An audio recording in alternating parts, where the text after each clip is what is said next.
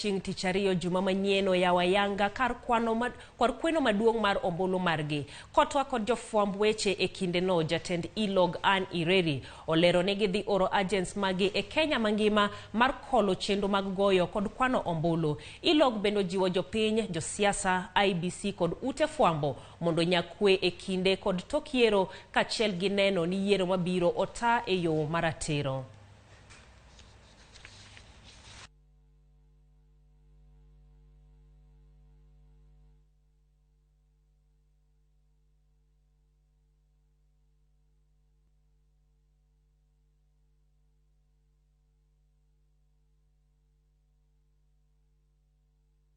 Today, ILOG is officially launching its National Data Center, which will receive and process Election Day information from the observers.